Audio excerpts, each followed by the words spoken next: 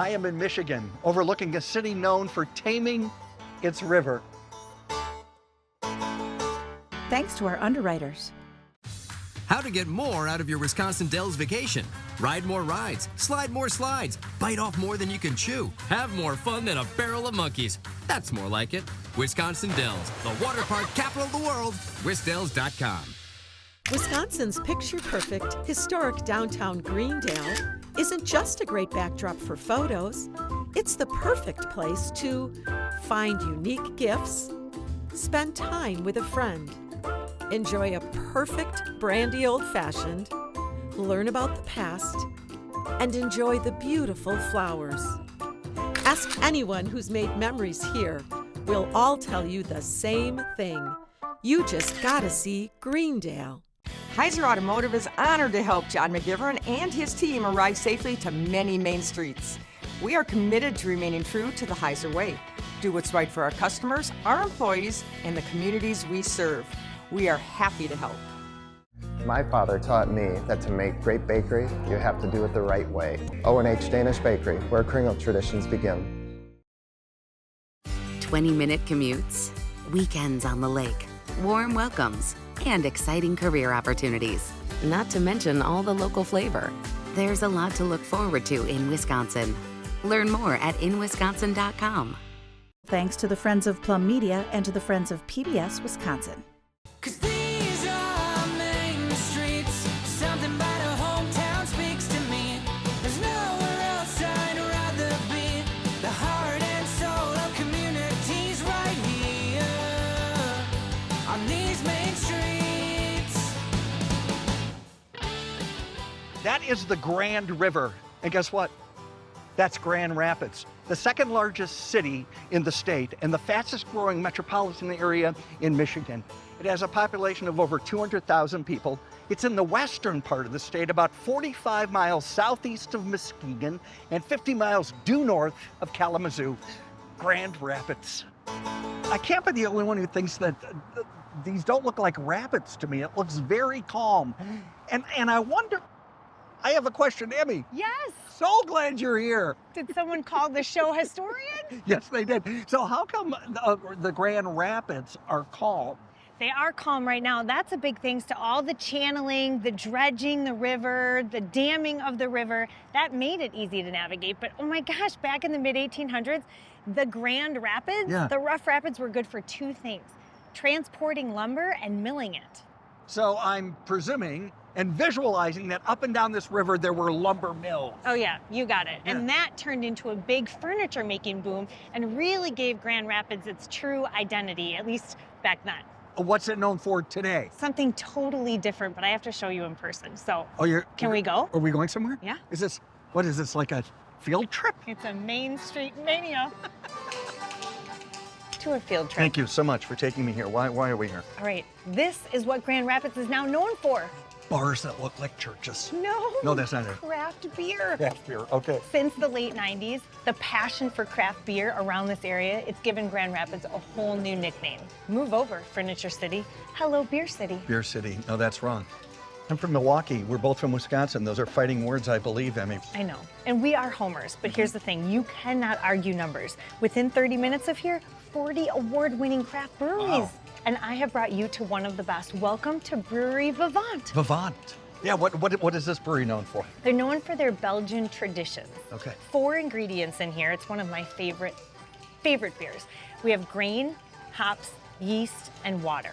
Okay. All right. Now, a Belgian beer, you're going to typically get fruity notes, sometimes spicy notes, a really complex beer with good flavors. One you're going to remember, I like to say. So a great beer menu and obviously a beautiful food menu. So this is duck confit nachos with a beautiful cream sauce. Goodness. And it's have a taste. I've been eating as you've been talking. Oh my gosh. So their food menu is also Belgian and French inspired. These are delicious. Yeah. I would drive here for these, wouldn't you? Absolutely. Yeah. The sauce on there? This is great. This is really great. My goodness. So is this a church? It's not What a is church. You're close though. It's an old funeral home. Oh, a funeral home. The owners came in, they saw it, they're like, it's absolutely perfect because in Belgium, since the Middle Ages, they've been brewing beer. In monasteries. Yes. Okay, so let's toast To who? Can we call it? We'll call it Beer City 2.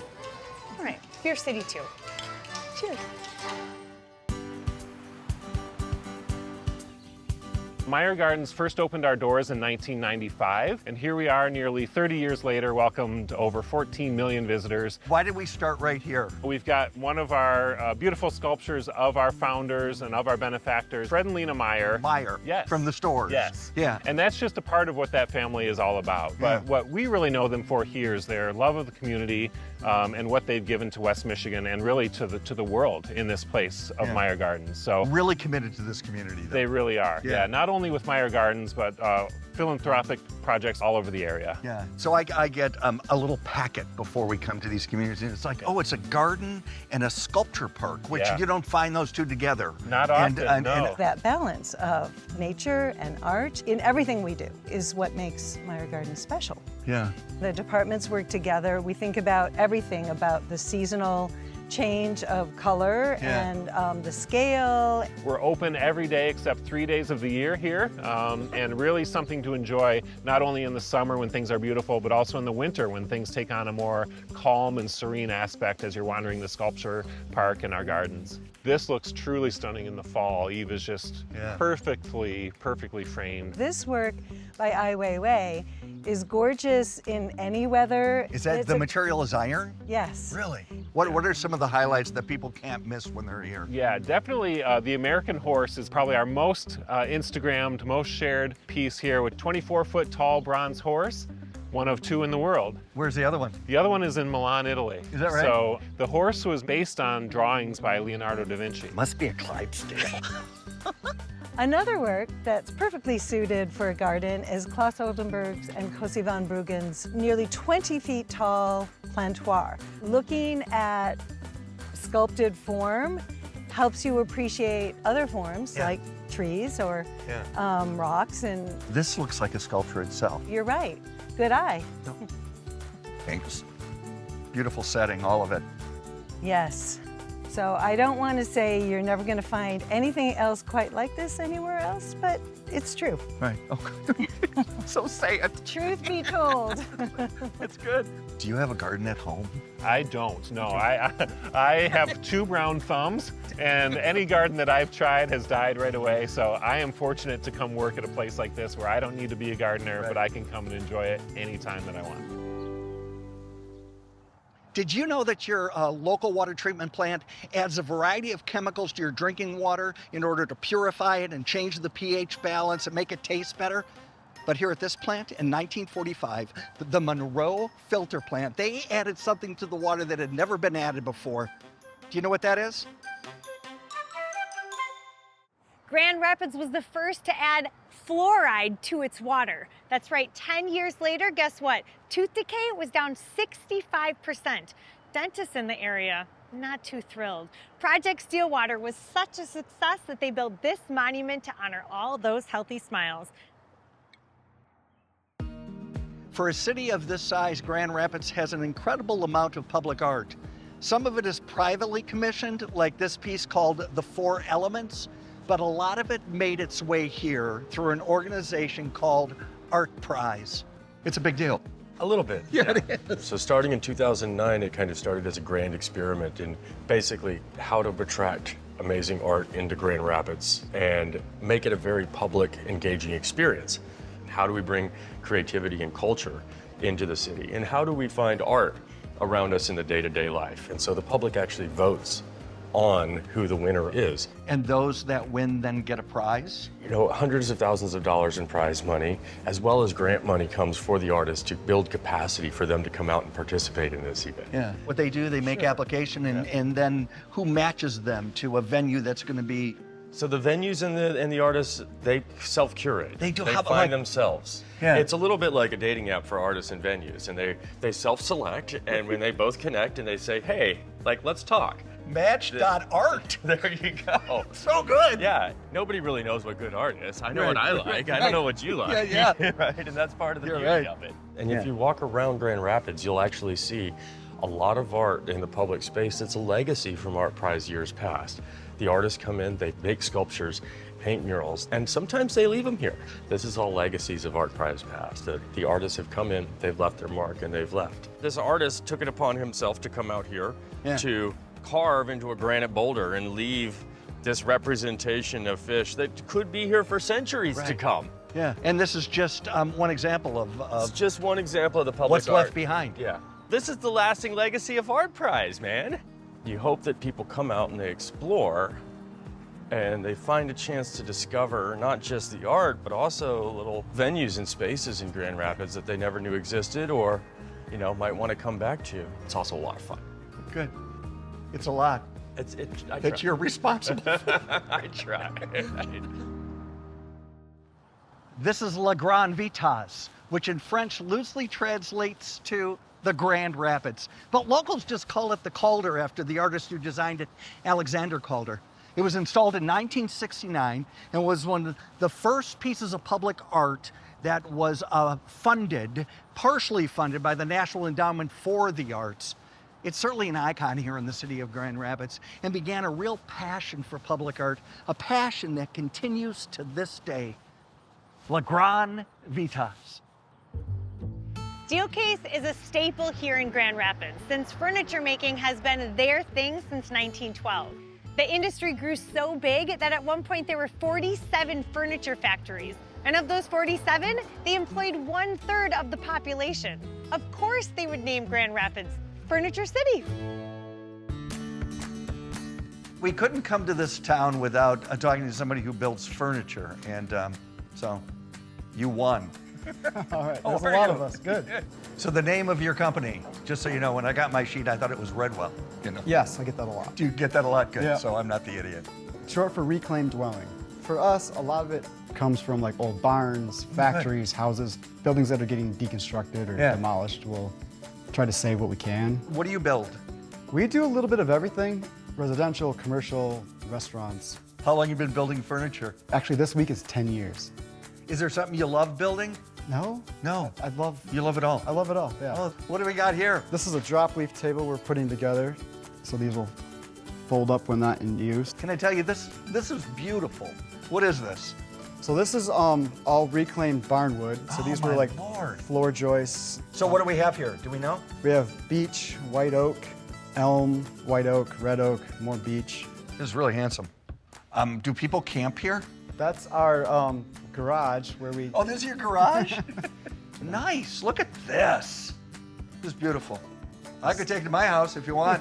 Dan, it's up to you. Yeah, we can get it there. This here is flooring from a tobacco barn from Louisville, Kentucky. Oh, really? And so what is this thing called? This is a planer. A planer, and what does a planer do? Planer will surface the material, make it flat, clean. Flat and clean. So is this the first thing that happens? Yeah, pretty much. We'll get it planed down and flattened so that we can take it over to the table saw, put straight edges on it. It's getting lighter. Yeah. So this is a big sanding machine. It takes about 5 minutes instead of like 5 hours. 5 hours. Material-wise, is it ever hard to get stuff? Reclaimed wood isn't really hard. There's barns coming down everywhere. For us, like reclaimed doesn't have to mean old. We'll repurpose anything. Take a look. Does it look like I work in a place like this? No. But I'm going to leave my mark. Here we go. Thanks, Dan. Thank you. This is considered the heart of Grand Rapids. It's the Ecliptic at Rosa Park Circle. This is where the community comes to gather for concerts and events and lunch on Thursdays. In the winter, this becomes the ice skating rink for the community. It was designed by Meyer May, the same artist who designed the Vietnam Veterans Memorial in Washington, D.C. It has 750,000 visitors a year, which is 500,000 more than they thought would visit when it opened in 2001. Here at Innovation Central High School, they have a motto on how to live life. LIFE, lead, inspire, focus, and excel. And one alumni took that to the next level. NASA astronaut Roger Chaffee. Now sadly, Chaffee died in the Apollo 1 launch pad fire in 1967, but Grand Rapids continues to honor his memory. Thanks for letting us in. Definitely, we're really excited to share our museum. Thanks. So is this a large collection compared to other presidential museums? We have about 20,000 artifacts in our collection, so I'd say we're a fairly mid-sized collection. It's not the biggest, but it's not the smallest. If you look back on history, he is one who fought really hard for civil rights. You know, he really brought a nation together in the middle of turmoil. Yeah, I think that's really true. And he had such a short presidency, but Right. he had been in politics for such a long time that he had these really strong connections throughout Washington and was really interested in bringing the nation together. Whatever side of the aisle, he was well respected. Exactly, and that was really how he came to be first vice president and then president, because when Spiro Agnew resigned under the 25th Amendment, President Nixon was going to appoint a new vice president, and part of the reason that Ford got picked was because he had such great relationships with both Republicans and Democrats. Again, he was the only president who was never elected, right? Exactly. Can we take a moment to talk about Betty Ford? Yes. ERA was really what she worked hard on. Absolutely. She was a really feisty lady, and she really felt like part of her job as First Lady was that she would take her experiences and make them public and hopefully create change with them. She said when she was going into the White House, you know, if they don't like me, they can kick me out. And she really kind of had that attitude for the rest of her life. So here we have his congressional desk that was used here in Grand Rapids. So then this section tells the story of Ford and Willis Ward, who was one of his teammates on the University of Michigan football team. Georgia Tech wasn't going to let Ward on the field because he was black, and they weren't going to let a black person on the field. And Ford was incensed about this, said he wouldn't play. Hence his work, civil rights. So our crew and myself are from Wisconsin at Green Bay. Packers wanted him on their team. He decided to go into politics. Ford was a Boy Scout, and he was actually the only president to have become an Eagle Scout. Oh, sorry. Right. He's the only president that was ever an Eagle Scout? Right.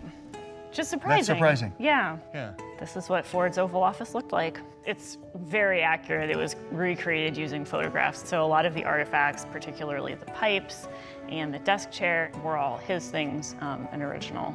He had some pipes, didn't he? Quite the pipe collection. So is it usual that the presidential museums also have the gravesites? It kind of depends on the wishes of the president. And Betty was all right with this, I guess. Yeah, she was. She also supported having the gravesite here. Yeah, it's gorgeous. It's a really great spot. It's been a really exciting process in the year and a half since I've been here, really learning more about him and seeing kind of all the connections between his presidency and kind of the wider American history. I'm in a neighborhood called Heritage Hill. It's Grand Rapids' first neighborhood and one of the oldest urban historic districts in the entire country. These 130 city streets have some of the most eclectic architectural styles that you have ever seen.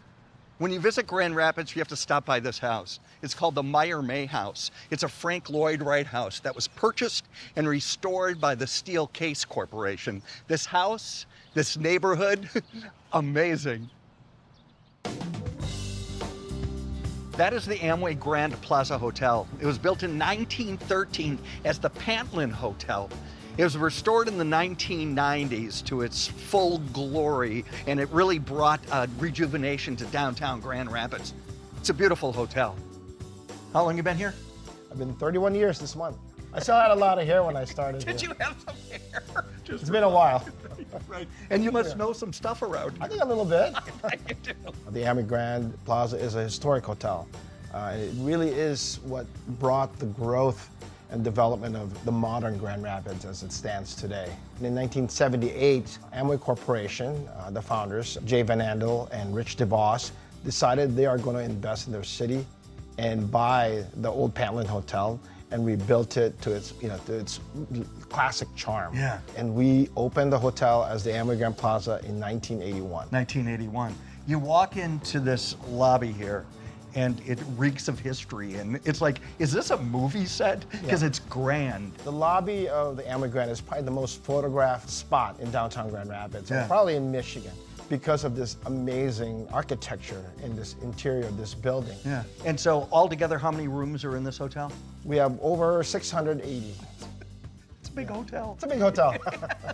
It is. Oh, remarkable. The Imperial Ballroom. The Imperial Ballroom. Wow. Quite beautiful. From the 1800s, there was always a bank here. This was the bank? Yeah, this was a bank. And then when we bought it, we converted it into a ballroom. and the ceiling. So you cannot duplicate that. And these light fixtures, are these original? Yes. These light fixtures, yeah. Yeah. It's a great room. It's a fantastic room. So when we're renovating around the hotel, we really want to make sure that we keep the historical features of the hotel intact. This is a nice patio, by the It's way. not bad. Without this investment in Grand Rapids, I don't think we will have this vibrant city as it stands today. Grand Rapids is thriving now. This river not only powered lumber mills, it powered paper mills and flour mills. And in 1880, this river, the Grand River, powered something for the first time ever in the world. Do you know what that is? Right here is the Grand Rapids Public Museum. But guess what it was back in 1880? The world's first hydroelectric power plant. It actually powered some of the downtown's factories and streetlights. The man behind the project, his name was William Powers. He was a local industrialist. Powers built a power plant? I mean, you can't make this stuff up. Now, because of those early rough rapids, or should I say Grand Rapids, dams were built to try to temper those rough waters. Well, it's like the saying goes, you're damned if you do, and you're damned if you don't, because the dams actually made it harder for those native fish to migrate. So in 1976, Fish Ladder Park was built. And it's just as it sounds. The fish leap up the concrete stairs to migrate upriver. And if you time your visit right, I don't know, you might see some salmon or steelhead. The bonus here is that it even helps keep out invasive species. I grew up in the 70s watching the Brady Bunch and Gilligan's Island and Hawaii Five-0 and Magnum PI. And I just always really thought of the, Hawaii and the Polynesian Pacific Ocean area as very exotic. We're in a tiki bar. It's a tiki bar right straight out of the 1950s. Yeah. Can we talk about the history of tiki bars? Tiki bars were invented by Don the Beachcomber in 1933 in Los Angeles. So it was created in America, and it just kind of caught on with the American public. It was a whole huge part of American culture in the 50s. Yeah. It's made a big resurgence, though, in the past 15 years. This wall is beams that came out of a warehouse in Honolulu that was being torn down. These green Chinese tiles here, those are from a mansion in Shanghai that was torn down in the 1940s. Where'd you get this guy? Is it concrete? What is this? No, it looks like concrete. It does. It's foam. It's foam. I love all these separate spaces. Yeah, we call these our tiki huts. Oh, sure. And each one is different. Yeah. Oh my God. Yeah, there's no two things in here and no two areas that are alike. And is there anything that you would find at every tiki bar in the world? What would you find? Every tiki bar needs to have a good Mai Tai or it's not a good tiki bar. You have to request it in a tiki mug. Oh, you do? Tiki mugs? Yeah. Which don't look like mugs to me. Yeah, there's about 500 tiki mugs in here. They're intricate and Pieces completely special. Yeah. Tom Selleck? Yeah, this is a Tom Selleck. You got a Don Ho. Don Ho. And a Hawaii Five-0. They're made by artists in primarily California, but all over the place. Hawaii and Florida. There's a ceramic studio here. There is? You're a potter? I am not a potter, but I have a staff of a tiki studio? Our ceramic studio. Yeah. You have potters who work here? Yeah, ceramicists. This is where we make tiki mugs that we sell in the restaurant, and we sell them online as well. So do you guys provide mugs for other tiki bars? No, we don't have the capacity to make any more than what we can sell ourselves. These look great, you guys. So this is where all the stuff that's in Max's now used to be. This was your storage? Yeah, wow. Well, it was wall to wall. I'm the fanatic in the family. That's all right. So. That's all right. My wife was very happy when I decided to open this place. What you're seeing is really the largest collection of this kind of stuff anywhere in the world. And it's museum quality. This place is remarkable. Well, thank you. I love that you were influenced by Gilligan's Island. Oh yeah, I've seen every episode. Remarkable, as I said.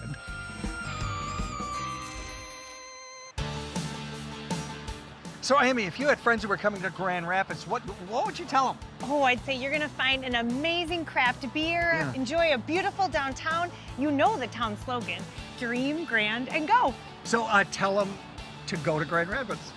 Oh yeah, you really simplified that for me. Thank you. Sure. There's nowhere else I'd rather be. The heart and soul of communities right here. This is some sweetness. I want to say something funny about the dentist. You could throw me a line. Do not give me a doing- line reading. Oh, oh my God! Crazy. Really? Okay, you ready? So, Emmy, if you had friends... I do. Perfect. That was a good one. Thanks to our underwriters. How to get more out of your Wisconsin Dells vacation. Ride more rides, slide more slides, bite off more than you can chew, have more fun than a barrel of monkeys. That's more like it. Wisconsin Dells, the water park capital of the world. WisDells.com. Wisconsin's picture-perfect, historic downtown Greendale isn't just a great backdrop for photos. It's the perfect place to find unique gifts, spend time with a friend, enjoy a perfect brandy old-fashioned, learn about the past, and enjoy the beautiful flowers.